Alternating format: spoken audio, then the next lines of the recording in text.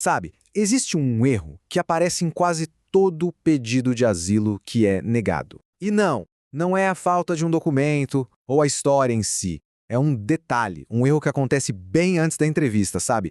E quando ele acontece, a pessoa nem se dá conta. Ela continua o processo achando que tá tudo certo, no caminho certo, até aquele dia. O dia em que ela se senta na frente de um oficial de imigração e ouve a palavra que muda absolutamente tudo.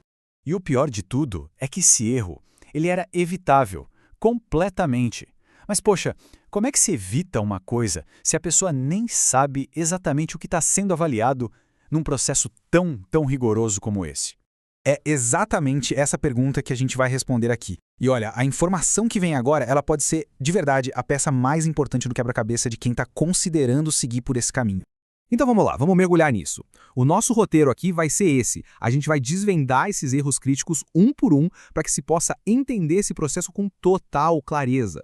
Vamos começar com o primeiro grande erro, e talvez o que mais pega as pessoas de surpresa, porque ele invalida muitos casos antes mesmo da história ser ouvida. Pela lei dos Estados Unidos, um solicitante tem exatamente 1 ano.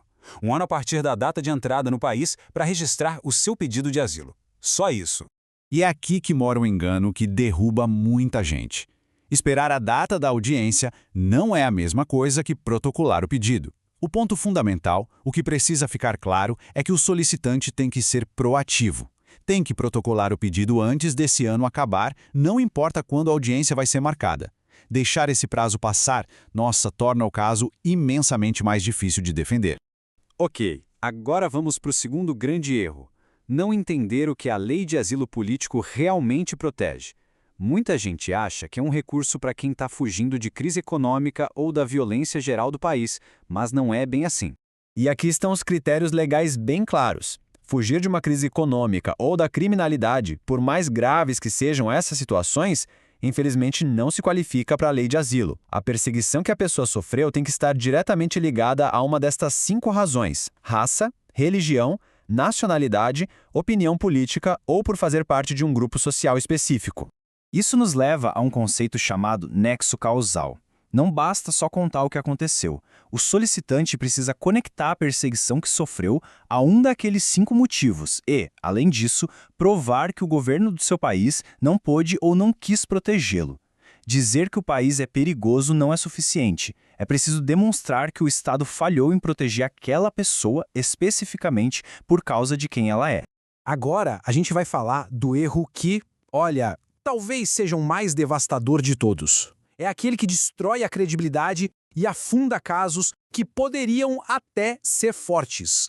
A ênfase aqui é total. Cada detalhe, cada data, cada nome, tudo tem que ser exatamente igual em todos os formulários, em todas as entrevistas. Desde o primeiro formulário, o I-589, até a audiência final com o juiz. A questão não é sobre mentir, mas sim sobre pequenas imprecisões, esquecimentos, que podem ser interpretados como falta de credibilidade. Dá uma olhada nesse exemplo, que é de um caso real. Ele mostra como uma diferença de só 4 meses na memória pode levar a uma negação. Para a pessoa que está contando, sob estresse, pode ser só um lapso. Para o oficial de imigração, isso acende um grande sinal de alerta. O interessante de entender aqui é a perspectiva do oficial. Não é que ele está tentando pegar alguém na mentira. É que para ele, essas inconsistências são como bandeiras vermelhas, sabe? Uma história que muda, mesmo em pequenos detalhes, levanta dúvidas sobre se ela é verdadeira. E essa é a penalidade máxima. É quando o juiz entende que a pessoa inventou, fabricou deliberadamente alguma parte da história. E a consequência é brutal. Não afeta só o pedido de asilo. Bloqueia para sempre qualquer chance, qualquer possibilidade futura de imigração nos Estados Unidos. O risco é absoluto.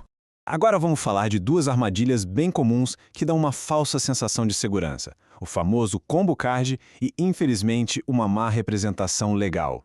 É fundamental entender isso. Receber o combo card não é um sinal de que o caso está indo bem ou que foi aprovado. Ele é só um benefício que acontece durante o processo. Não tem nada a ver com o mérito do caso. Encarar ele como um prêmio pode levar a um otimismo perigoso e a um choque devastador lá no final. Isso nos leva a uma verdade um pouco desconfortável. Um advogado ruim pode ser pior do que não ter advogado nenhum.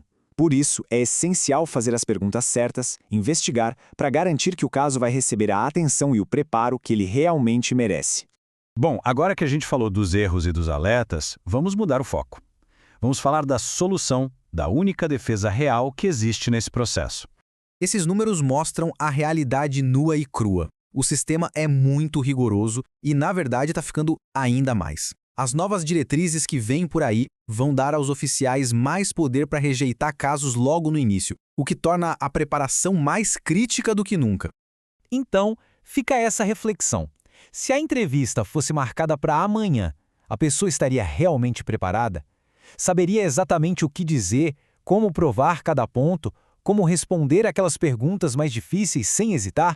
E essa é a mensagem central de toda essa nossa conversa. A preparação, a consistência e o entendimento da lei, isso é a ponte entre ter uma história e ter um caso aprovado.